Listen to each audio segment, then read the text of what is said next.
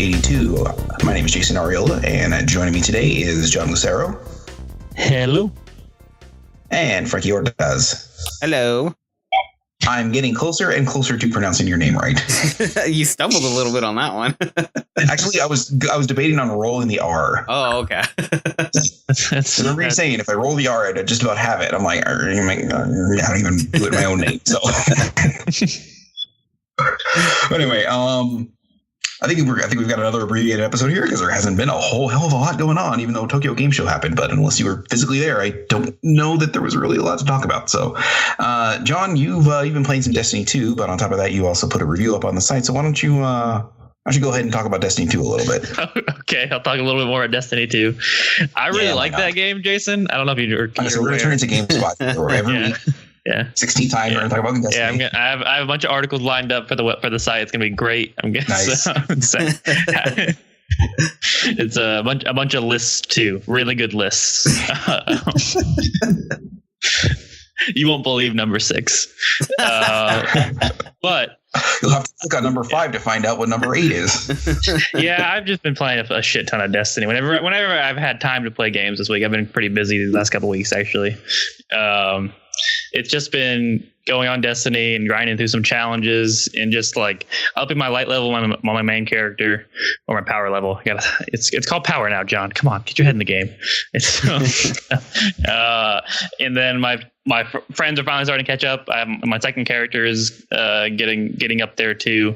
It's just like I've talked about how I don't like grinding in games on here before, and I guess that's a little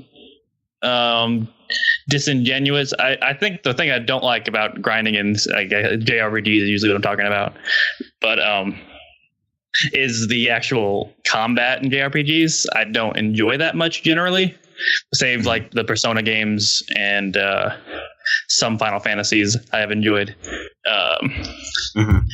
But this game is a lot of grinding. It's like, I mean, once you beat the story, it's basically just, grinding to get better gear. It's a loot game. That's how loot games work. And what I've discovered is I like shooting things in games. I always have. I talk about shooters on here a lot. I'm kind of the shooter guy on the site. And creating a grind centered around first-person shooting is might be the perfect kind of game for me in a lot of ways. So it's really good. Destiny 2 is really good. This week they have a new faction rally event coming up, which is bringing the 3 factions from the first game back and a bunch of events. You pick which faction you want to be part of for the week, and until the next weekly reset. Every Tuesday it's referred to as a weekly reset when they reset like the Nightfall, which is the super hard strike of the week, and they reset like vendors inventories and stuff, and just they reset everything in the game basically to have new stuff to grind towards. But in the faction rally, you'll pick a faction and you will unlock gear and stuff to go along with that faction for doing well in things. And then the most popular faction at the end of the week Glimmer is the gold in this. And for 1,000 Glimmer, you'll be able to purchase a unique weapon, I believe, weapon or armor. And if the 2 factions that are less popular, it will be 50,000 Glimmer for the item. So, it's just another dumb thing to do to try and hide the fact that you're just doing the same thing over and over again. But that game is a lot of fun. I stand by my statement in my review that it will probably after about year 1, when I assume the big expansion will come out this time next year, I think they're going to keep with the same schedule they kept with with Destiny 1. It will be one of the best cooperative games out there, and it'll be in the conversation for all time, just for all the things you can do together.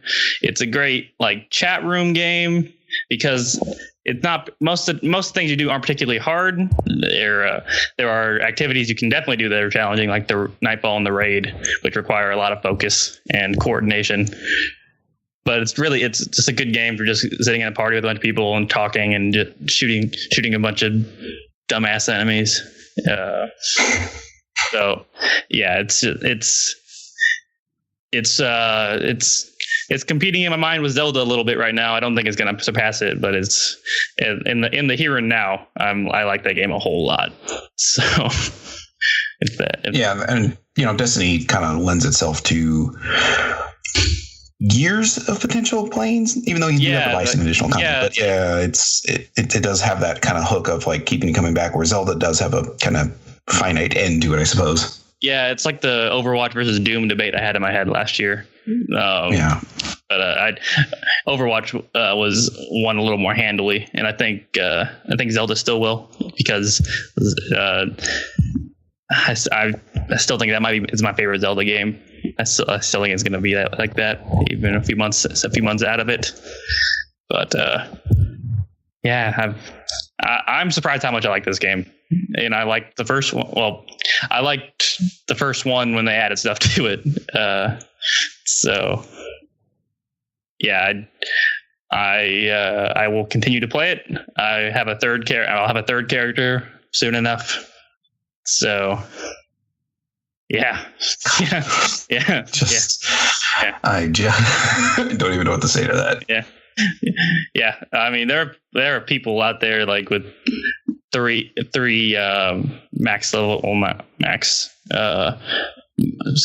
300 light, which seems to be or power, which seems to be the cap.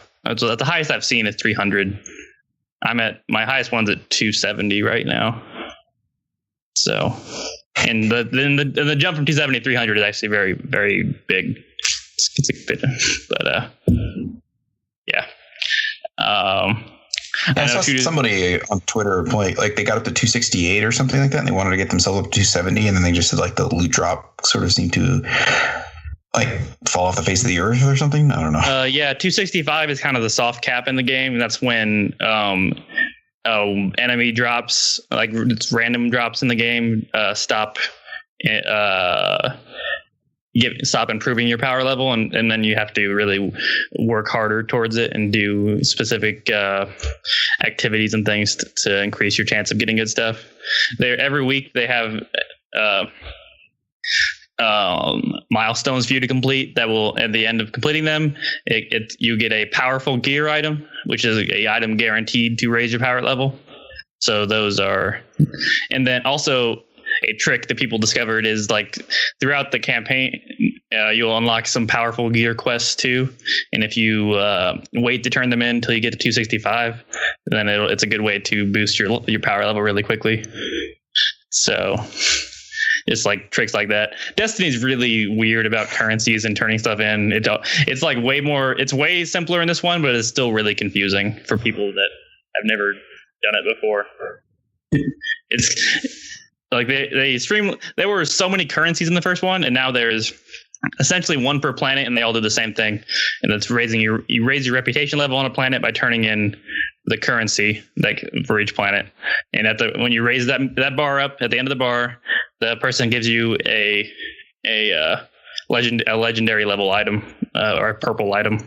So it's like way more streamlined, because it used to be like multiple currencies on planets and they all did different things, and some of them were way more useful than others. The game didn't really explain it very well, and it still really doesn't. But I enjoy having to figure out stuff in the game. I can see it turning people off. I kind of enjoy just having to. I enjoy the more esoteric shit. I don't blame anyone for hating it. It's just know it is way less esoteric now than it was before. So yeah, I'm gonna be playing this game as compared to the first one. Is that what you mean? Yeah. Okay. As compared to the first one, it's way more streamlined. Wasn't it basically, or not basically, but like didn't it get quite a bit more streamlined as each expansion kind of rolled out too? Yeah, they've been very good about making improvements big and small as expansions have come out since the release of vanilla Destiny. Yeah, like the Taken King expansion is always people like I bring it up a lot. People around Destiny bring it up a lot. It was like a game changer. It was in all senses of the word. It felt like it made Destiny feel like a complete experience that it wasn't when it first came out.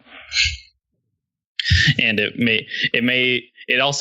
improved the end game immensely, because the grind I mentioned in my review was very oppressive in the first one. It was a very, very hard to raise your light in Destiny 1 when it first came out.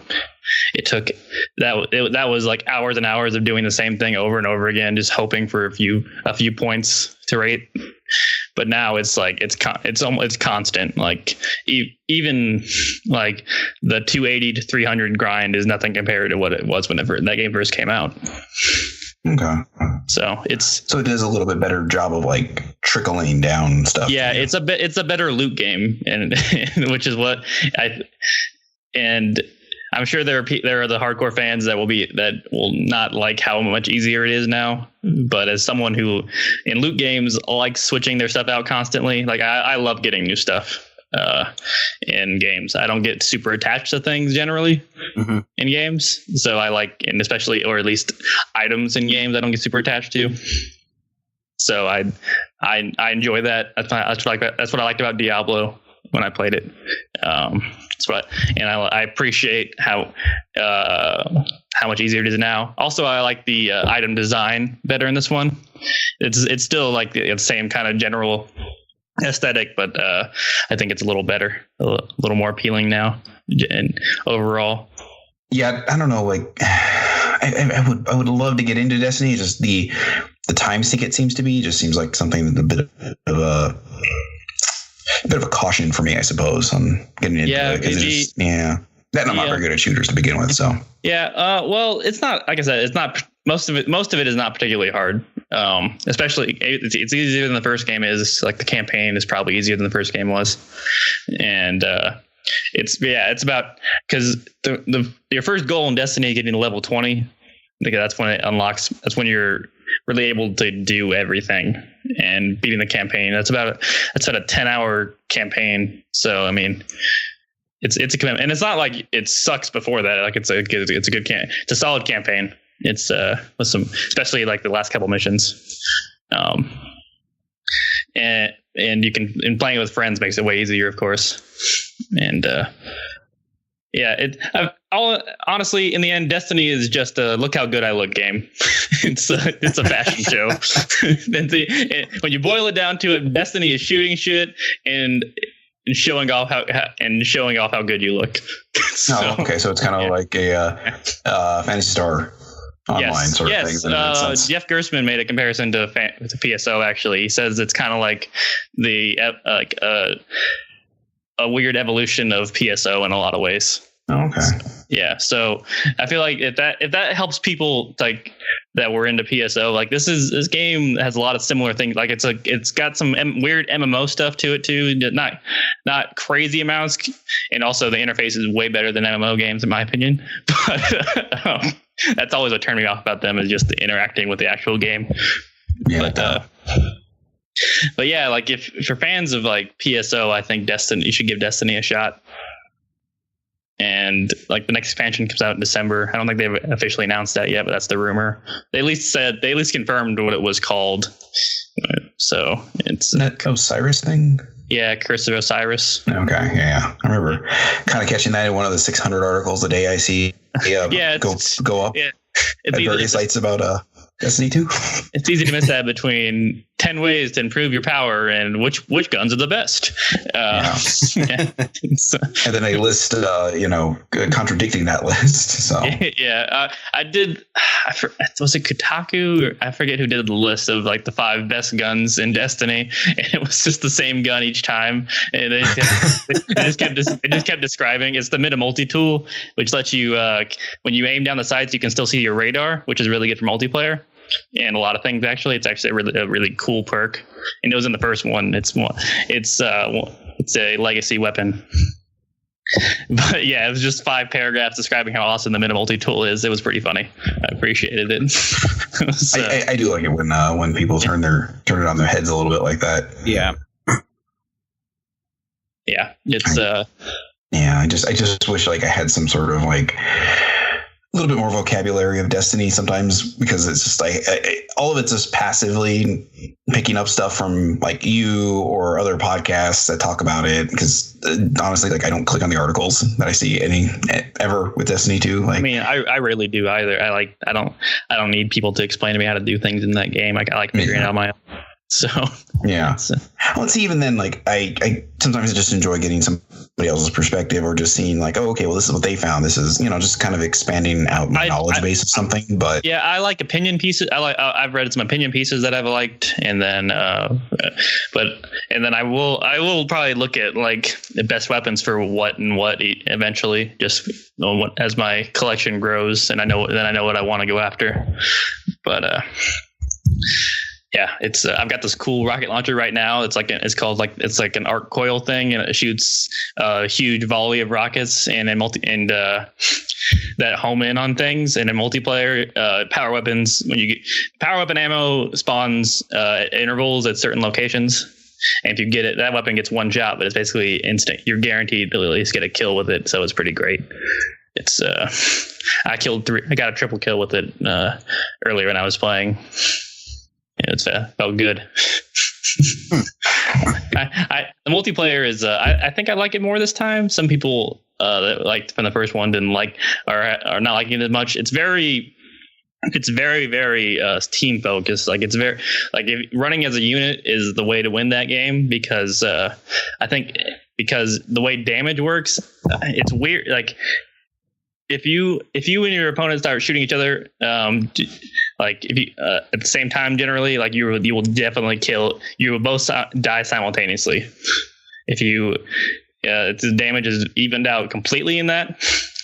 So like running as a unit and focusing fire on specific targets at a time is the best way to win at that.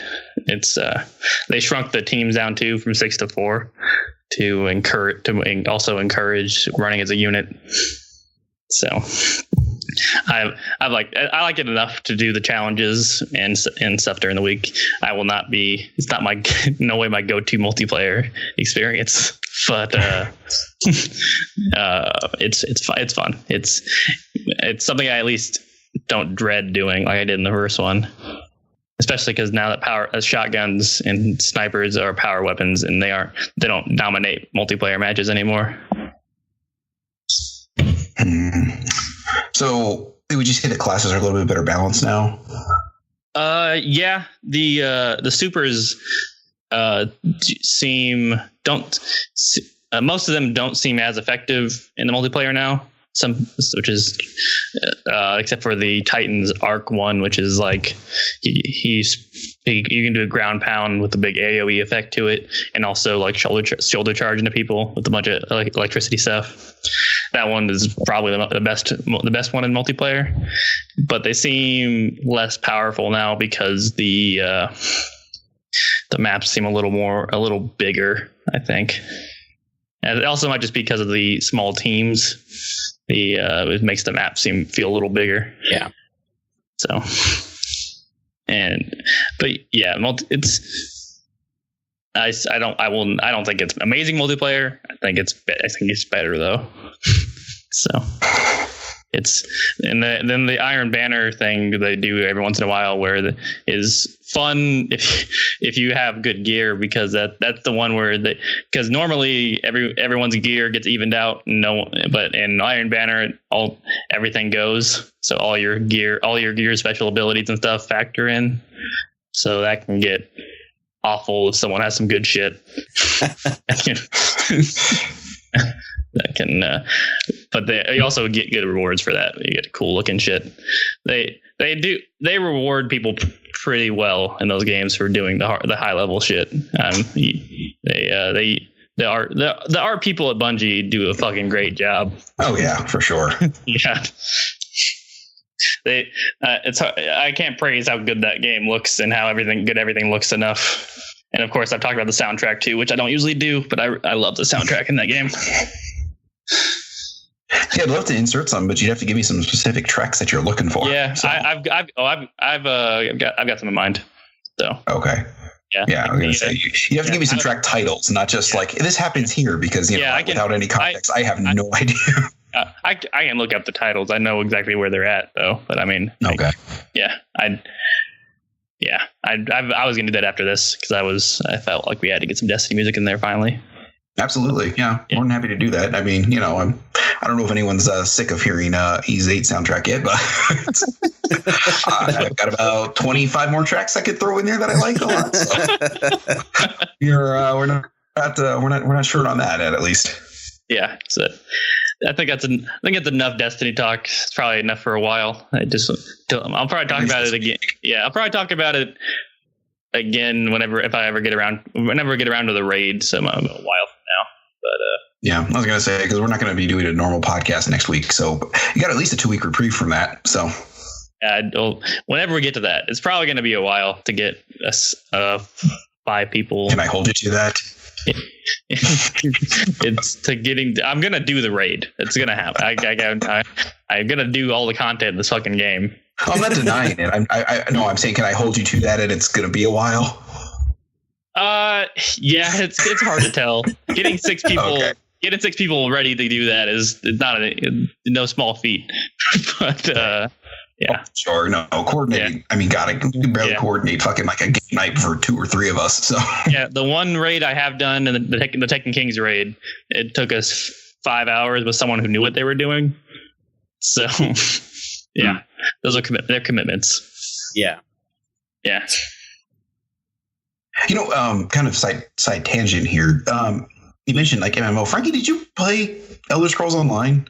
I did. I played quite a bit of it. Well, I shouldn't say quite a bit. A good amount.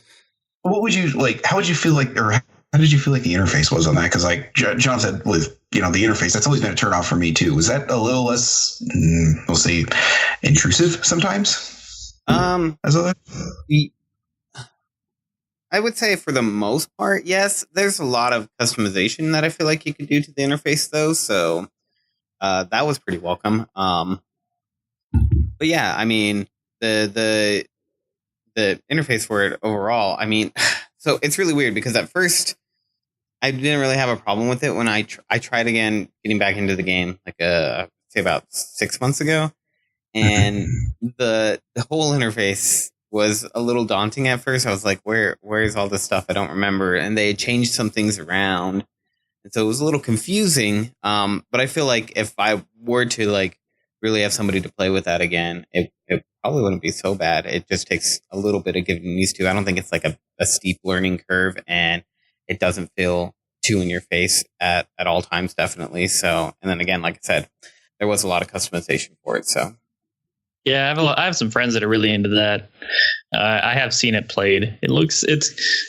I think I wish I could get in MMOs sometimes because I really like the world building in MMOs and just like the exploration thing in MMOs. I've always liked that, and then of course the social aspect can be cool too. Yeah, not always, but it can be. It's, right.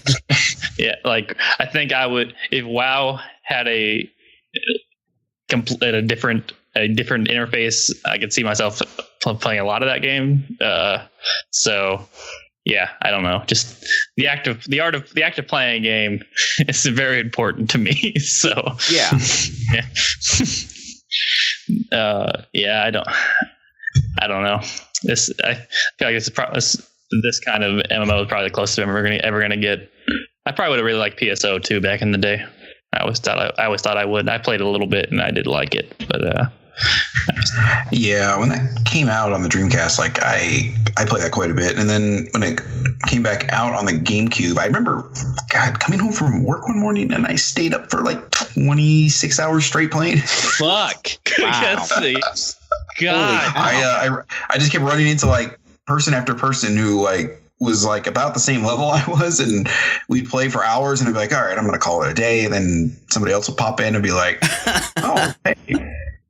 And I just kept rolling into these like parties basically that like I was a good fit for, and it just happened. And eventually I was just like, okay, I've been playing this game for, like I said, literally about 26 hours straight. I need to go to bed.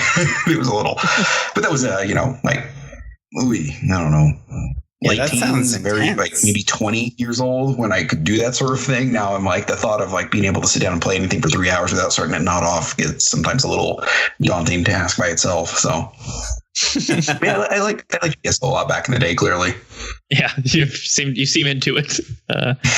They have the Korean one. What the fuck is the PSO2? It's like it's Japanese. Japanese. It just hasn't come out anywhere outside of Japan. Which Yeah, didn't they make it? I feel like they made an announcement recently about maybe doing something with it, but oh no, they made an announcement that they're making more content or something for it. oh, okay, yeah. Yeah. I've seen Jeff Gerstmann play the Japanese version before. It looks like more PSO. So I mean, yeah, you know.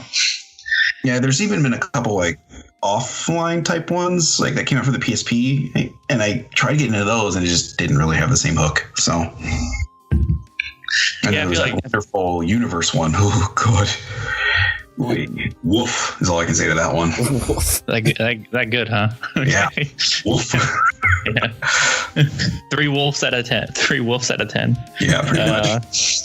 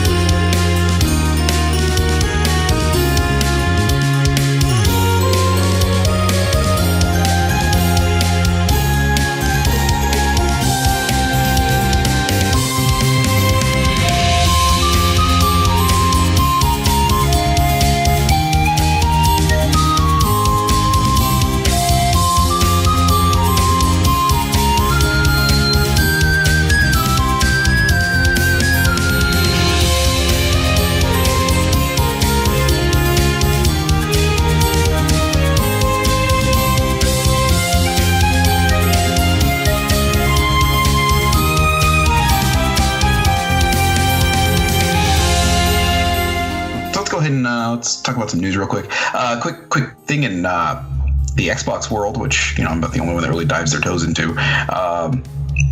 There's 4 games that are now backwards compatible, and they're sort of big deals because they're 4 Halo games. You got the Combat Evolved Anniversary, Halo 3, Halo 3 ODST, and now Halo 4. They're all, so if you got the 360 versions of those, they're backwards compatible, which is kind of odd that they weren't before. But I mean, I think it's also a nice gesture because it's that whole Master Chief collection that you could just buy, but if you have these or want to get them like on the stupid cheap now, you can just play that instead. So I think it's a nice little gesture on Microsoft's part. Yeah, it is. I assume the Master Chief Collection is the reason it wasn't already like this. And I mean, the Master Chief Collection is a hell of a fucking package anyway. But especially now that it works, it's if you're only playing the Halo games for the single player, they worked, I think, just fine to begin with. I think it was the matchmaking shit that was a little yeah. I mean, yeah. But the other 2/3 of Halo games didn't work. Yep. Those are and it also had like the Halo 2 remastered with the cutscenes by Blur that were really fucking good looking. Like you could actually tell what Gravemind looked like now, and which was cool. But he didn't look like a Muppet. Which is good, made it more menacing. Those, I really like the first 3 Halo games. I'm not like a diehard fan by any means, but I've had a lot of fun with those. So it's cool that they're.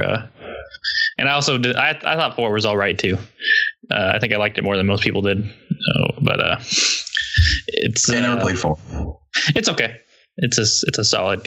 It's definitely, you can definitely tell that it was not Bungie. Yeah, it was 3/4. You could tell the difference.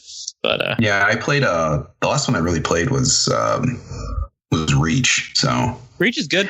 Reach was sort of the founding thing of this this podcast website. Like Halo Reach was founded this.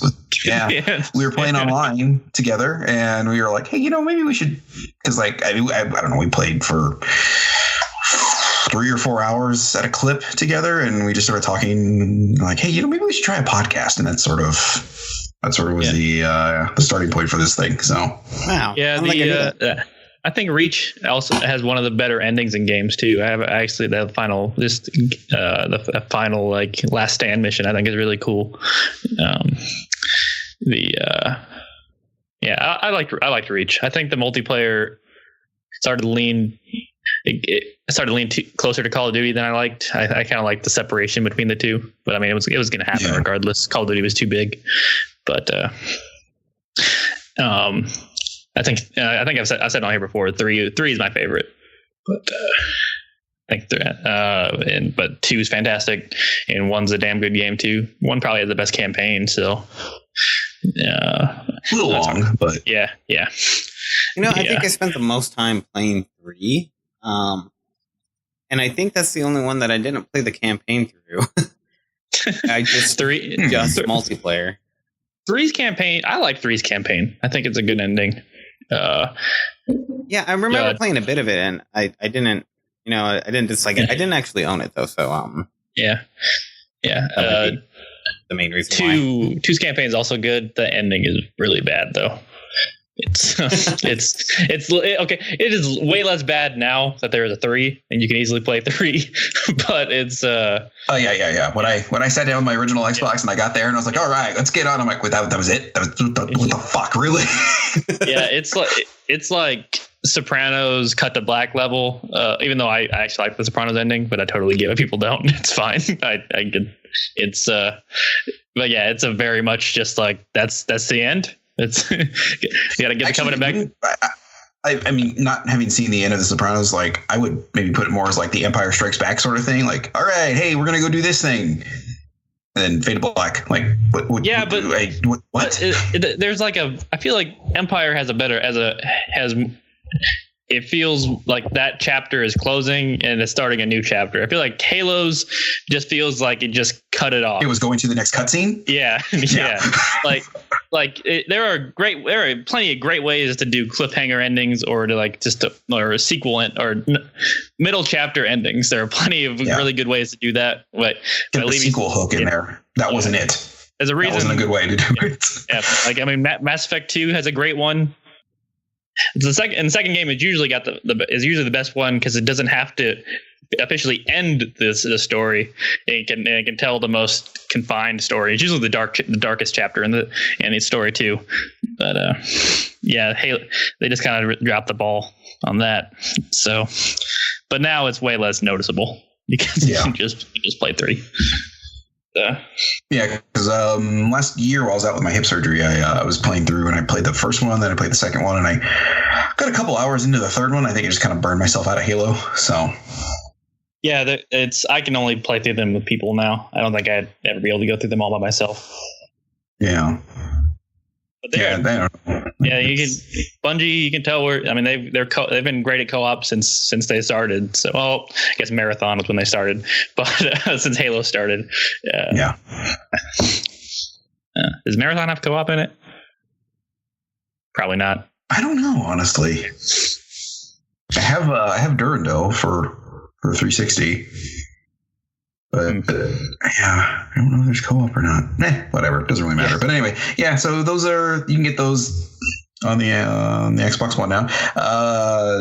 Another little odd bit of news. I had to make sure it wasn't April 1st for.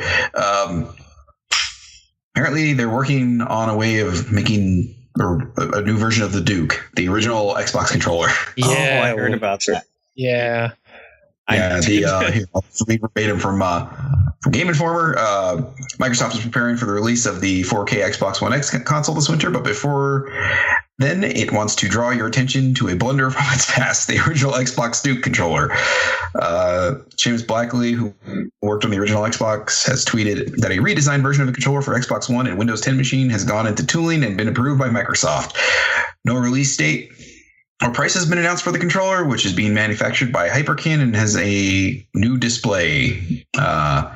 Okay. And Game Informer's little thing on the bottom there, they always have like an R take. The R take is it's what? Why? Yeah. You guys remember the black and white buttons? Yep. Oh God. You know, when you make something for the sake of nostalgia, you usually want to do it for something that people have fond memories of. Yeah, like the only people that ever liked the Duke. Surprised how many people actually like the Duke. People with big hands like the Duke. Yeah. Yeah. So, but it's still not a good controller. It's like it's like a third of it is taken up by like that middle thing, that thing in the middle that doesn't do anything. Logo? Yeah, the logo doesn't do anything. It's like a third of the controller. It's then when they remade the controller, at least in the 360 controller, it did something. It turned the controller or it turned the console on. Yeah, it was actually a really good use of that button. And that's why the PS4 controller has it too. That's why the PlayStation controllers have it too. Now the gigantic touchpad now. No, they have the PS button still. Oh no, I know they do. I'm just saying that gigantic trackpad that I just. Yeah, I don't know. I do wonder if they're going to look back at that and just like, why did we do that?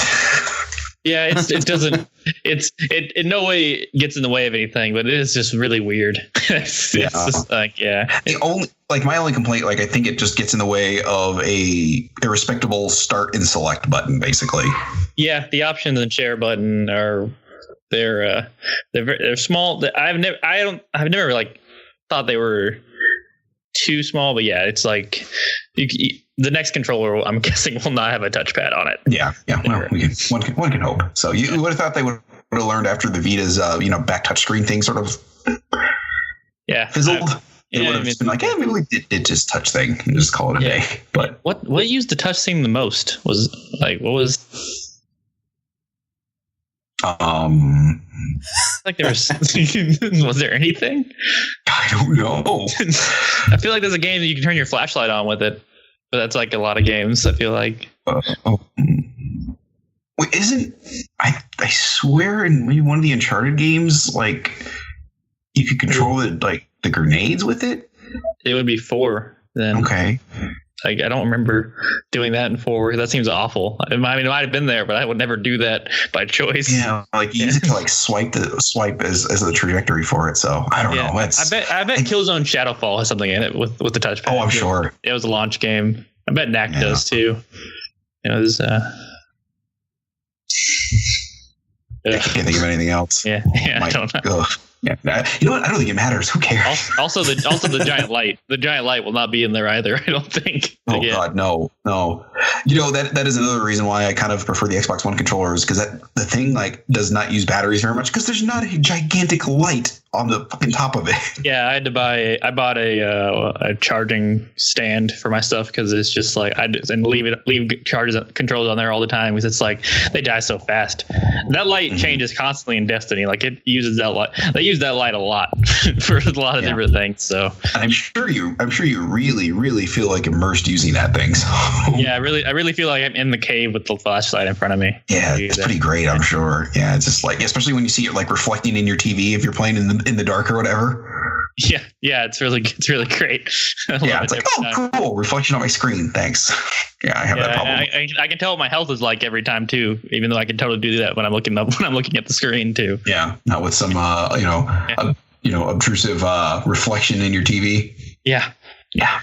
I don't know what the hell they were thinking with that. So, but yeah, I don't know. Like the Duke controller just seems weird. Like I kind of understand the reissue for the GameCube controllers for Smash Brothers 4, but yeah,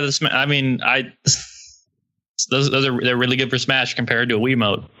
So that's not saying a whole lot. And I don't know, like I didn't have much of a problem using a Pro controller for it, but yeah, I understand people getting attached to the GameCube controller for Smash, but I also don't understand why Nintendo like brought them back and then didn't do anything else with them outside of using them for Smash Brothers. It just seemed a little strange. So I forgot they did that.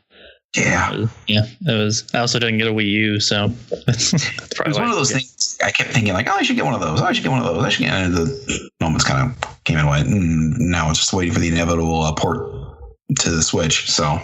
Did they tease a new Smash yet?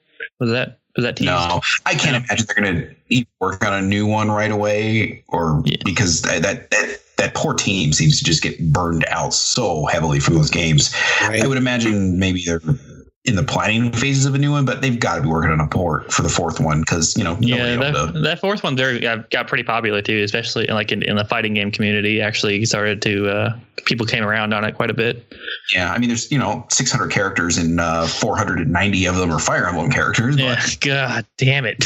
I mean, look, I appreciate Fire Emblem as much as the next guy, but goddamn, a little less fire. I think when a third of your roster is Fire Emblem characters, it's like, okay, Nintendo, really. Also, I know Xenoblade is really popular, but come on, Shulk. Come on. Yeah, I know. Yeah. At least it was one character. Yeah. But who else? Well, I don't know what the other character would be other than him. He's the only one I know. He's the only name I recognize. But how many of the Fire Emblem characters can you name that are in there? Oh, what if one of the characters was like the planet Titan, one of those giant Titan things that you run on? What if that was a character? He was just beloved. I don't know. That would sort of defeat the purpose of them, I suppose. Yeah, you ban him at tournaments. Obviously, I'm just saying. Oh, like, okay. Yeah. So it's like, so it'd be like playing in the hand, basically. Yeah. Okay. So, all right, let's move on. That is all the Xbox news basically I've got there. So, let's see. From Tokyo Game Show, Zone of the Enders 2 is coming to the PS4 and PC, includes 4K support, and there's a VR mode that I have not heard great things about. Yeah, it's Zone of the Enders Second Runner. Can you please read the full title of this game, Jason? No. You go right ahead. All right, I'm gonna have to look it up then. I thought you because I remember Zone of the Enders, Anubis Mars. Yeah. How is Mars spelled? Well, the article I'm looking at just has it spelled normally. Okay. Well, in the actual title, the A is upside down, just to clarify for everyone. Oh, what? Yeah. Man, yeah. Oh, it's like that Pray for the Gods thing. Yeah. Where they okay. No. Although they had to do that because of some copyright thing that they just didn't have the money to fight. Yeah, because Prey. Yeah. I am gonna get a Shadow of the Colossus like Game Confused for fucking Prey. Thank you. I really want to get Prey. Oh, you know what? Maybe they just added a subtitle to this for the gods. That's what it is. Okay, I'm gonna get that. It's like, God damn, come on. Whatever. If anyone made that mistake, they deserved it. I'm gonna go ahead and agree with you. So, all right. They added VR to it. That's right. Like specific missions, I think, is what they were saying. Like not fully. I don't think the whole thing is VR. So it's But like I said, the few impressions I've read and heard about, it doesn't seem like people are too like, oh, great, this is wonderful. So yeah. I like Zone of the Enders. I like the second one quite a bit. It's I'm not sure how well they held. I mean, I played the HD collection and enjoyed them again, so they hold up well enough. I think they're the first one a little less so than the second one, but yeah. It was a great demo when it first came out. Yeah. It did. It's yeah. All right. Sort of akin to that demo, Left Alive, a shooter from Square Enix that takes place in the Front Mission universe, has been announced. It looks like it's a third-person shooter. And if you blink during the trailer, you will miss the 2.5 seconds of gameplay that they show. Yeah, it's I missed it and I watched the trailer, so I must have blinked. Yeah, I didn't see that one. It's kind of interesting. So yeah, Yoji Shinkawa is doing the art for it, and he's the artist behind the Metal Gear games. So I've always liked his stuff, obviously. So it's I'm curious if there's going to be any actual mech stuff in this game. I feel like there has to be, right? Mainly offline, but it could be online elements. There's ones are writing scenes and stealth, which I don't know about the scenes. I don't know if it's it's probably a translation thing. Yeah, maybe. I don't know. Yeah. Oh well, this is from GameSpot, so I'm hoping they translated it properly, but I don't know. Anyway, game takes place in Russia in 2127, and development is 50% finished, meaning this game will probably come out in 2020. Yeah. It's weird that it's the Front Mission universe, and if it doesn't do the mech stuff, those people that are fans of those are it's just one of those cult following games. I feel like they'll be upset if it's Yeah. I was really let's say, I want to say big fan, but I really enjoyed the first one when I played it on the DS. So are those the good mech games? It's basically just a strategy RPG. Okay. That's and really all it is, which is why I liked it so much. So, and then Armored Core is another one, and Mech Warriors. What's the Armored Core is like a little bit more fast paced, but it's like mech to mech combat. That's From Software did that, right? Yes. Yeah. They also did Chrome. They also did Chrome Hounds, I think. Was that them? Okay. I think they did Chrome Hounds also. I could be wrong. I know I played Armored Core 4 or 5, and I'm pretty sure I played Chrome Hounds too. Yeah, I played Chrome Hounds. Let's see. Yeah, From Software. Yeah. I played Chrome Hounds when it kind of first came out. I actually liked it, just not. Yeah. From's got a crazy history. I have no idea what this is that you guys are talking about. What is it? They are mech games, but in the sense. You don't know what Chrome Hounds is, or no, I don't know. No. Okay. None of these. It was like a near Xbox 360 like launch title. It came out June 29th, so was that about 8 months in? Yeah. 8 months. Came out because it came out in October or November of 2005. November of 2005. Yeah, whatever, it doesn't really matter. But so it came out within the first year of that console existing. Yeah, it was a really strange game. Like, I mean, it's very Japanese as far as like, what you can be into, and why it came over here is sometimes beyond me. But like the online stuff got shut down just a few years into it. Oh, wow. Yeah. It's very much a cult classic or cult. I don't know, classic. It's very much a cult game. Yeah, it has a cult following, but online servers were shut down January 2010, so 3.5 years. Yeah, and they're mech games, and I say mech because they are the militarized bipedal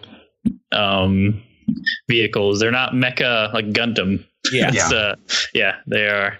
It's much more deliberate than a Gundam game would be. Okay. And even the fast ones are very deliberate. It's a lot of customization, a lot of optimization stuff with your mechs. It's a lot.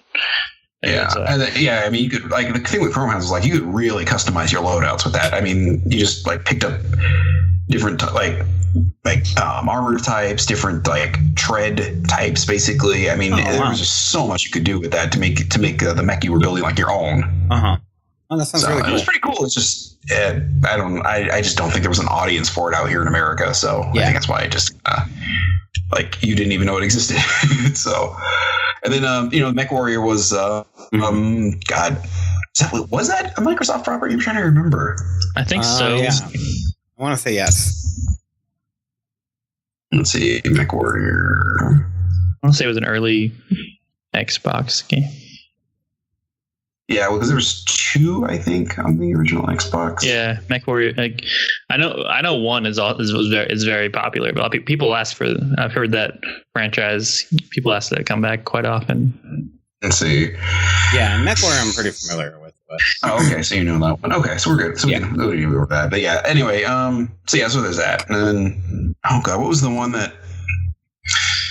Oh God, the one that they did with Kinect, it took place in that universe, but Steel Battalion. There you go. Yeah. Oh, I've heard of Steel Battalion too. Well, they did that the giant controller on Xbox before the Kinect. Yeah, that's what I was trying to get at. Was that? Yeah. So that game's awful. It's interesting. It's interesting. The Kinect one is objectively awful. It does not work. Go figure. Yeah. Something with the original Kinect that, Anyway, okay, so let's see. And outside of new Shadow of the Colossus trailer, which just makes me want to play Shadow of the Colossus again, not really much else out of TGS that we should cover. Yeah. It's, it was TGS. TGS is, nothing really happens at TGS anymore. No. Yeah. It's kind of sad to see it. I watched Sony's conference earlier this week, and I mean, there wasn't anything that like blew me away. I didn't watch the whole thing. I only watched about half of it, I think. But it was weird. I don't know if it was the stream that I was watching or what, but there's stuttering in one of the games, and it seemed really weird because it was like, I don't know if that's something you guys want to show off there. Well, Sony's got a good history so far this year of not handling their streams properly. So, Yep. Yeah. Yep. Well, yeah, because didn't the sound cut out for the E3 thing? Yeah. When we were watching it, we couldn't. I thought it was like an artistic choice for the Lost Legacy trailer. Yeah. But no, there's no sound. Yeah. Like eventually we realized this literally has no sound in it. It's yeah. Well, it was only with this one game, and it was only during the really intense parts of the game. So it made me believe that it wasn't the stream or anything like that. You know what the game was? I can't remember now. Might have been a really early build of it. Yeah, so that's the only thing that I can think. And that's the thing. That's actually what I was going to say is that a lot of the games, even though most of them that I saw seem to be looking towards 2018 year, like, I don't know if that meant early 2018 or later 2018, but it still seemed really early for some of them and some of these games that they're showing off. And it's like, yeah, I mean, Sony's got a lot of stuff scheduled for next year. If that, but as E3 showed,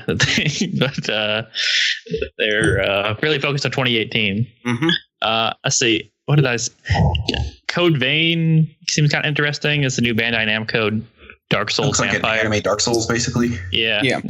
I'm kind of interested in that. Like, I like Dark Souls. I mostly care about if the world is interesting, because the combat I enjoy. It's fine, but I play those games for like the world building and the exploration. That's why I haven't really gotten into any other one but Dark Souls, because most of them focus on the combat aspect of it, which makes sense because that's kind of like what separates that game from a lot of games. But and then what else got? I guess Don't Nod's new game Vampire got delayed also. 2018. Yeah, that game did not look in good shape at E3 though, so I'm not surprised. Yeah, me neither. Yeah, I got that email from the PR firm that's doing that, and I was like, okay, not surprised. Like, honestly, I kind of forgot it existed. Yeah, I was kind of interested when it first got announced, because I mean I like Life is Strange quite a bit, but I've not been impressed by what I saw, what I've seen. Mm-hmm. Yeah. So. Yeah. Oh, and I guess the final thing here that I guess it did get announced and sort of happened during the TGS. So Final Fantasy IX now on the PS4. Yeah, it's like like it got released in Japan. Everyone was like, "You think they're gonna put it out in here?" And then literally they just like, "Oh, now it's out on PS4." Yeah. So, yeah. I think I'm gonna pick that up just because with the it's got the same like quality of life sort of stuff that Final Fantasy VII's thing had, where you can speed up everything and basically they just max all your stats out and everything. So I was like, okay, maybe I'll give that a shot now, because the idea of going through that game and plugging all 50 to 60 hours into it that's necessary to beat it, I can't see myself doing it. But kind of going through it that way, I think I can see doing that. Oh yeah, being able to turn off random encounters. Yeah, it might be the Final Fantasy I have the least amount of knowledge about. I know about I know VV's whole thing. I've heard how that whole character and like the character's arc is pretty dark and interesting. Mm-hmm. But I feel like that's like a forgotten Final Fantasy in some ways, even though it was like a really well received one by people that have played it. Oh, I don't know. I think Final Fantasy 2 might be the. Oh well, yeah, that's literally the one. that game has no redeeming quality whatsoever. But it's but in terms of well-liked ones, that I feel like 9 gets talked about the least, even though it seems like a lot of people liked it that played it. But that's also because it came out at the end of the PS1 lifespan. So. Yeah, it came out during the existence of the PS2, so kind of just got overshadowed, as most things did then. So let's see.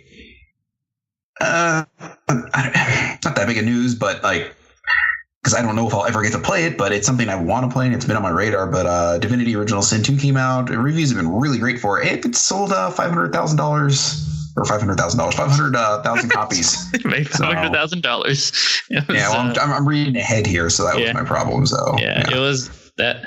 Yeah, I liked the first one. The few hours I played it, it's just really hard and it's a hell of a commitment. But outside of Battlegrounds and a few other things, it was basically like had the highest number of concurrent players on Steam with 86,000. Yeah, it's been it's been universally praised. So it's it's getting that Zelda praise that people that played it, that people that are playing it. So it seems to be a very good game that I think I'll try eventually, but I don't. It's so long. It's a lot of game. Yeah, and I've literally played like 15 hours of the one that came out on the 360. Divinity 2? Ego Draconis, and then the Dragon Knight Commander, I think, was the.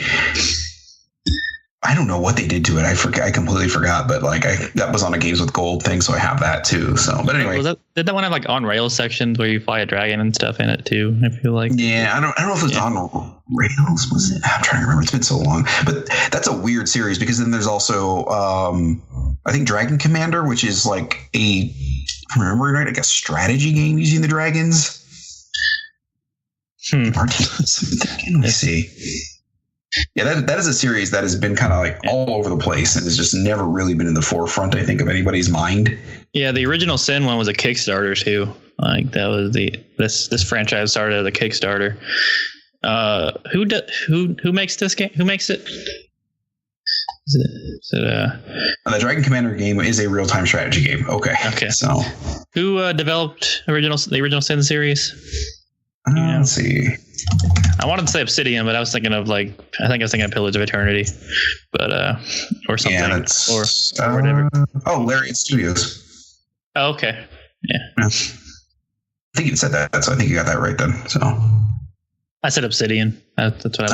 Okay. Well, I thought you said that. Maybe I was reading Lariat as you said something else. So yeah. Anyway. Yeah. So that's that. Seems to be doing really well, and I don't know. That is a series I would love to get into. It's just time and energy of sitting in front of a computer for that long. So actually, I have a question for you guys based on just wanting to get into. We're 3/4 of the way through the year now. It's just fucking October, in a week. It's what. First of all, what are you guys looking forward to for the rest of the year? What's your things you're looking out for, and what do you want to play before the year is over? Because game of the year for Jason and I, at least, game of the year is coming up pretty soon, and I was kind of thinking about how many fucking games I played this year that I've liked, and trying to list them, and how many games that I'm not going to be able to list. So I'm just curious, what are you guys looking forward to, and what are you hoping to play before the deluge really comes in late October of games? That's really tough. I can start it off at least. I mean, I've talked. I mean, Mario and Wolfenstein on the same day is kind of nuts for me. Yeah. So it's still trying to. Yeah. Go ahead. I want to pick up Cuphead, for sure. Yeah, Cuphead looks really cool too. It's I don't have an Xbox, which is unfortunate because I would play it otherwise. Yeah, neither do I. And it's really, that's the problem. It's I'm starting to be more interested in games that are on Xbox and PlayStation, and I don't own either of those consoles right now.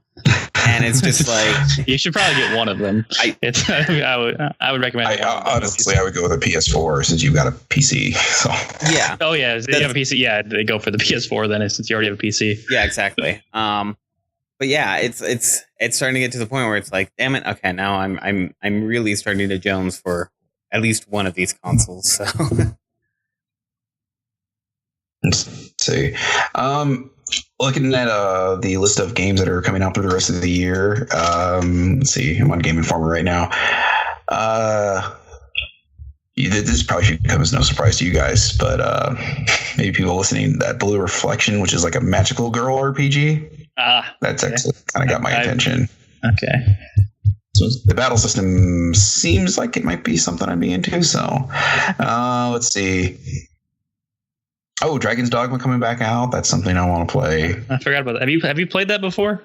Oh yeah, no, that was I reviewed it actually when it came out. So it's a good game. It's a weird game. That was one of those games that we talked about on the, like I said, the original iteration of this podcast, because Greg and Arriola, the two guys I started this with, they were using my pawn without realizing it was me for the entirety of the game. Basically, I had gotten them through the entirety of the game because like my pawn was so like, I don't know, good 30 or something levels ahead of them. Yeah, that pawn stuff was cool. That's such a weird game. It's cool though. I assume I think they're going to do a sequel. Have they ever talked about doing a sequel? They did. It's Japan only.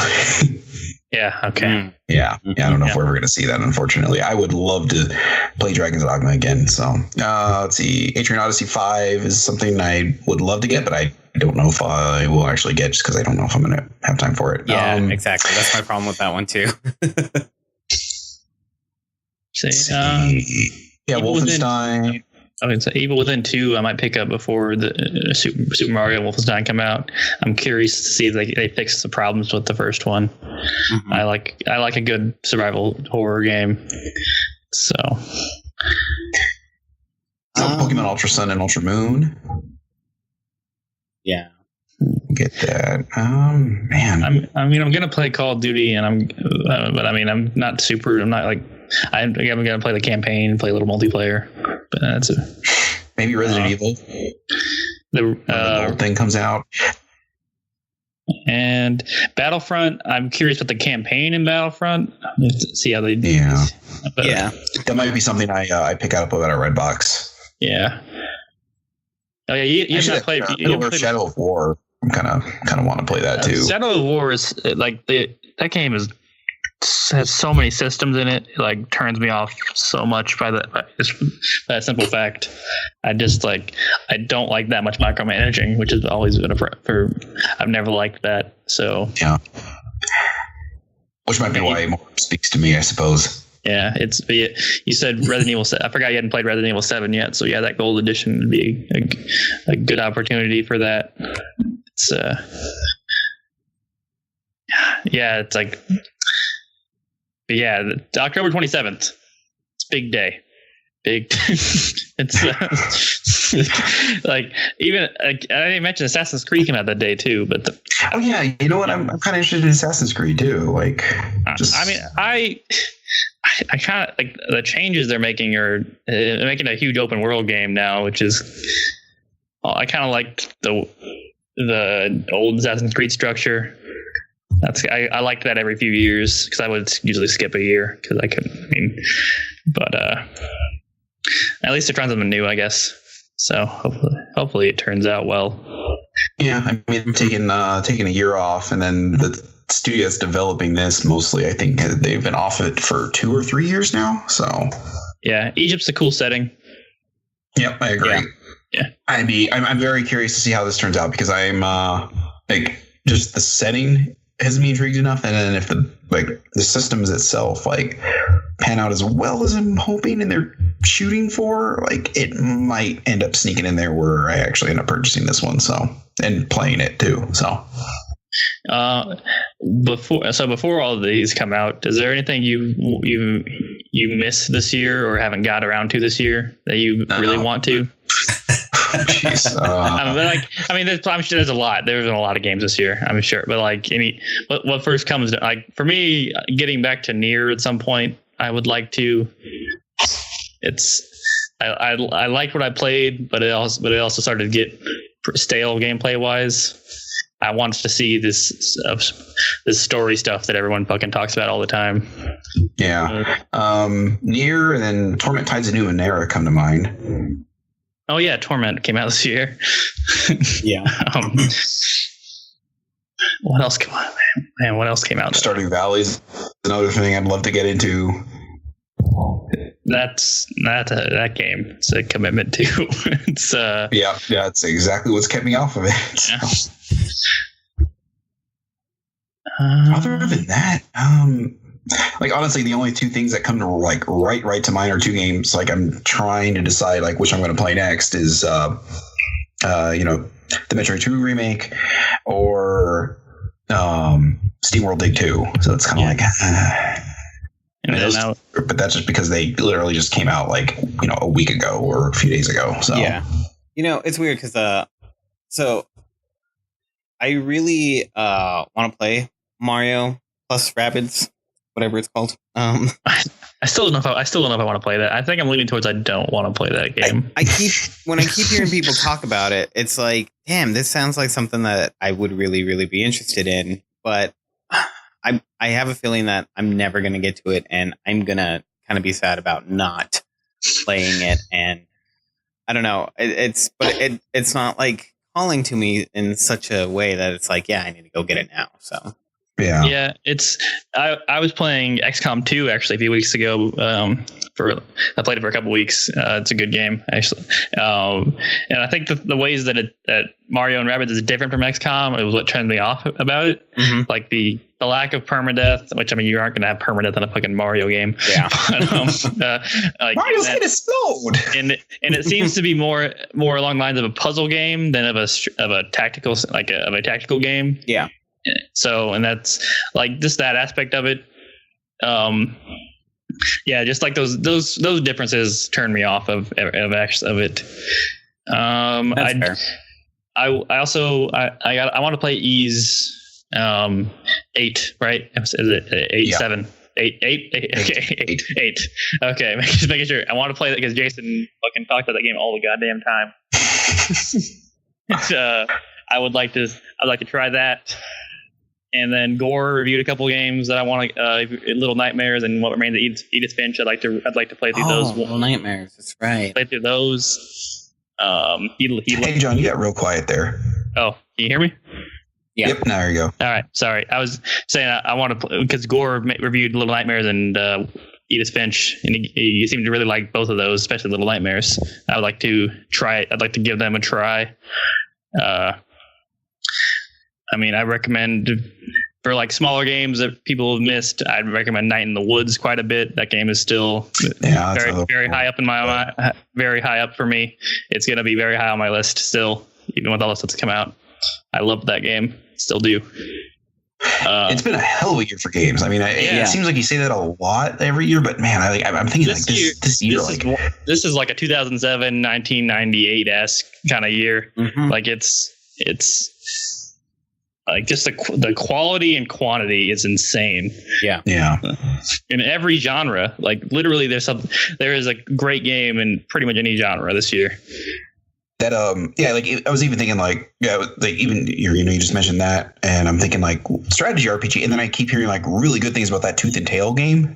Yeah, that game looks neat. I've seen it. I might try to pick that up. Yeah. Too, now that I'm thinking about that, I'm like, God damn it! Like there's almost nothing out there right now for that isn't gonna hit somebody's little like thing. So yeah, like that Tooth and Tail. It's got like a cool Animal Farm aesthetic to it, like and the storytelling style to it too that I kind of like. Because I really like Animal Farm. But yeah, like fighting games, there's a shit ton of good fighting games that came out this year. Yeah. Some really good RPGs. Yeah, JRPGs. Persona 5 is a fantastic JRPG. Yeah.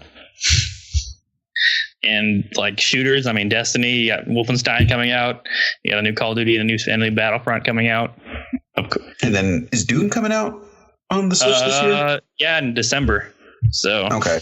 So it's came out last year, but it's still, for Switch owners, it's still, if it's just like, man, there's not a single genre that I can think of that doesn't have something great right now. So even like right now, like NBA 2K18 is like kind of calling my name just because of that all team roster thing. Oh yeah. The that's pretty being well received as it always is, because the 2K team does really good work.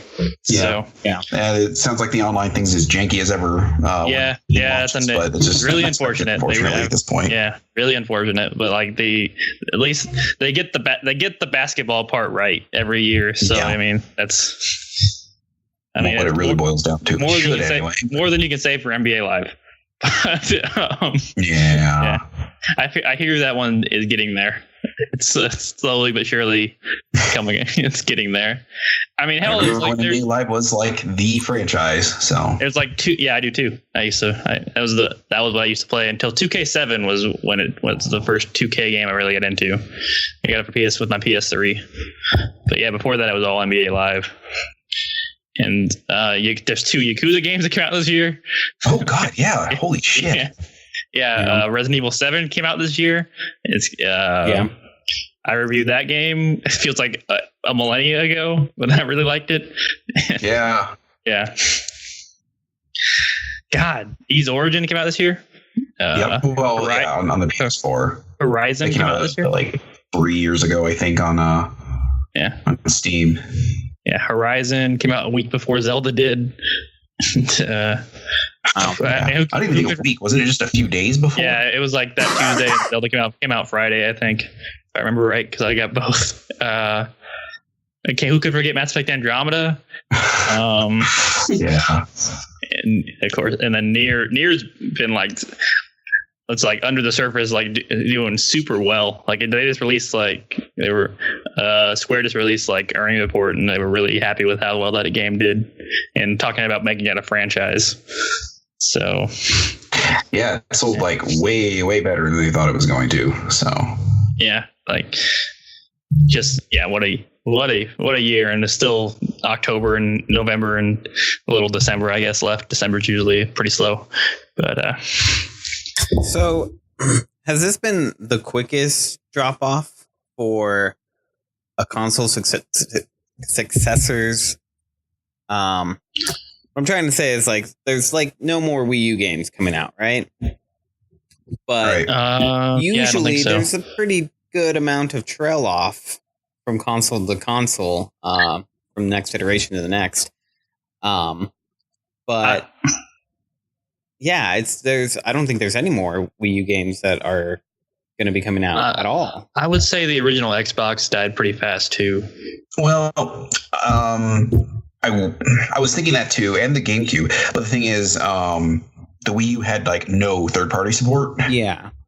The Xbox at least was getting like sports games still for a couple of years. True. So I think Franky, I think you might be right. Outside of like digital releases, which they're still pumping shit on the virtual console on that thing, which is astounding. Really? Wow, I didn't know that. But yeah, they pulled a fucking cord on this thing like a lawnmower, man. Oh, actually, you know what?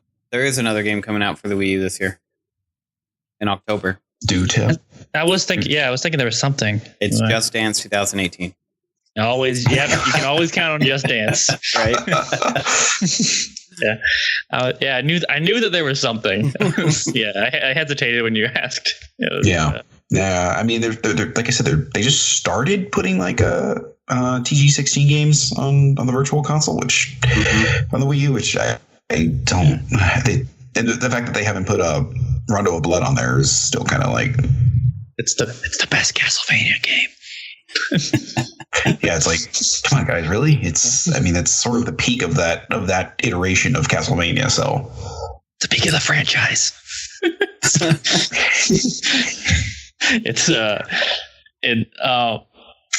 But yeah, like I feel like Sony's always the only one that's ever been really good at supporting their systems for forever. Like the PS2, like the PS2 lasted how long till into the PS3's life cycle?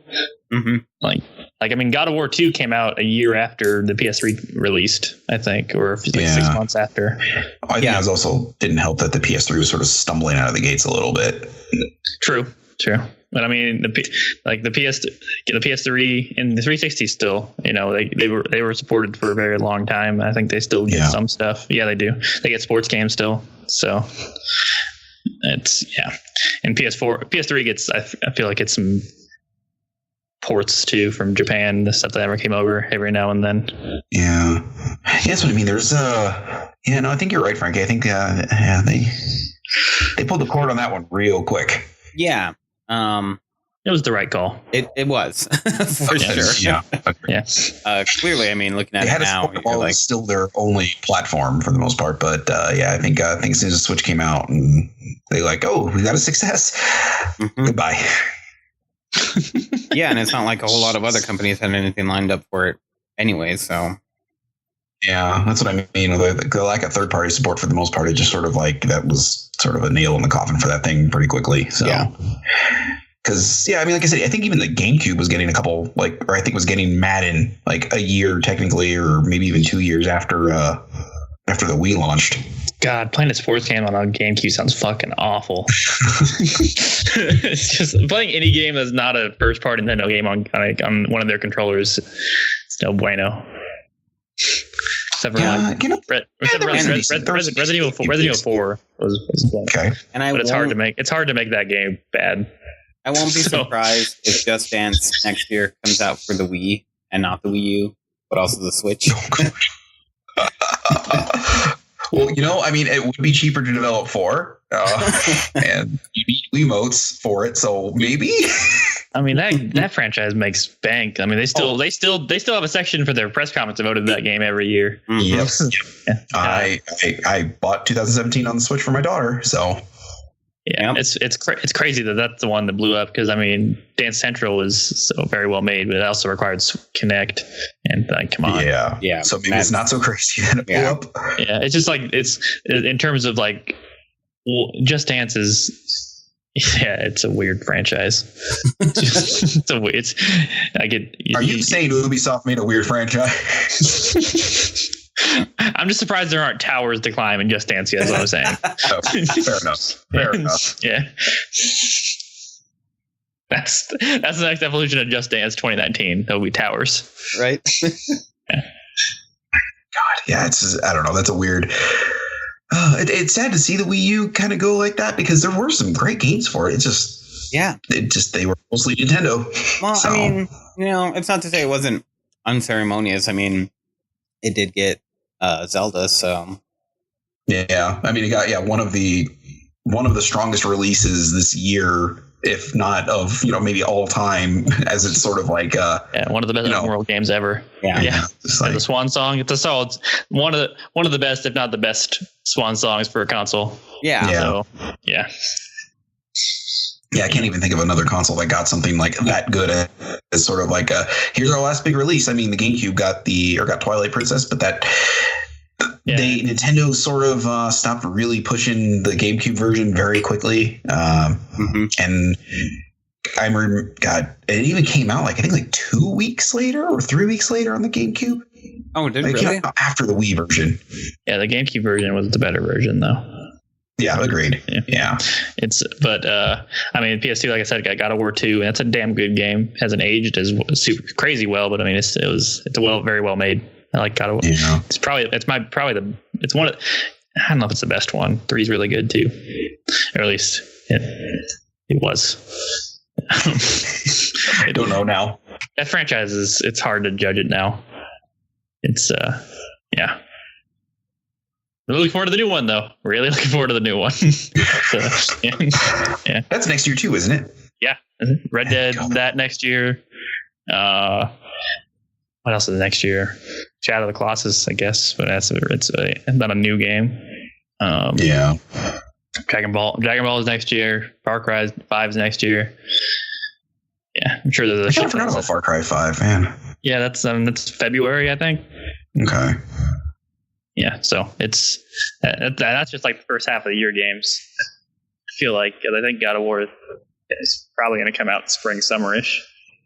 You got real quiet again. I think God of War is going to come out spring, summerish. I haven't given it a date, but that's just the feeling I get. Yeah. So I think you're right. Yeah. Yeah, so next year, it's good. A lot of promise too. A lot of promise for next year also. Yeah, I don't know if we're looking at the same level of quality. You could literally just go with the first quarter of this year and be fine. I mean, I think you could almost divide up the year into quarters and just be like, well, this was great. We don't need anything else the rest of this year. So yeah, I can't think of a weak quarter for this year. Yeah, there hasn't been really a dry spell at all. It's been kind of nuts. Mm-hmm. I mean, there's been a couple weeks of a lull, but I mean, there's been so many big things that have come out too that it's just like, well, this will fill in the gap. So, I mean, yeah. And then there's just those surprise things. Like, I mean, honestly, like, I mean, you know, I'm a fan of Ease, but like, I didn't think Ease 8 was going to be as good as it was. Yeah. I mean, it really took me by surprise. Yeah. Like I wasn't talking that much about Destiny when we were talking about games we're looking forward to this year. And it's probably going to be a game I sink the most time into this year. So, yeah. Yeah. It's kind of crazy how things have snuck up on us. Like, yeah. Franky, has there been anything that's kind of like snuck up on you this year as like a surprise? I don't know about surprise, except I definitely feel like there's not enough time for anything. Every time I start like getting into something, the next game is coming up and I'm like, shit, I gotta beat this, you know? And I take way too much time on my games. Like that's one of my biggest problems is I stop to smell the roses in almost every single game, definitely. And I need to find a way to get over that, at least to some degree, if I want to play all the games that I want to play. But, yeah, see, like I had that problem with Ease 8. I was trying to get the game out or the review out the same day as the game launched. And oh boy, I got a little sidetracked on all the side stuff to do. And I was like, I started looking up online. I'm like, oh, there's a new game plus. I was like, okay, so I'm just going to power through this and I will just come back around to it and do all the side quests on the second pass now. So the Infinity mode is added more to it where it's the enemies are more difficult. They're higher levels and they drop everything will drop 3 times the amount of items they normally do to help you like fill out your recipes and stuff like that too. And finish all the side quests a lot easier. So it's like it gives you a nice incentive to go back and finish. So yeah, when games have that, a new game plus, I think there should be a really good incentive, and that's something that's I feel is kind of missing actually from Breath of the Wild, except for of course all the Corexes and stuff. Yeah, the DLC that came out was kind of cool, but it doesn't. I don't know. It doesn't. Not drawing you back in, basically. Well, I mean, for me, it's been really, really fun, and I just don't have time to play it. I mean, I constantly want to. Every time that I pick it up, I end up spending more than a few hours on it. And I'm like, damn it, I shouldn't have done that. I have other games I got to play. But yeah, there's nothing that is really different over the first playthrough. So I don't know. It would be nice to have something like that. But I mean, for me, it's still engaging enough that I'm enjoying the crap out of it. So. Yeah.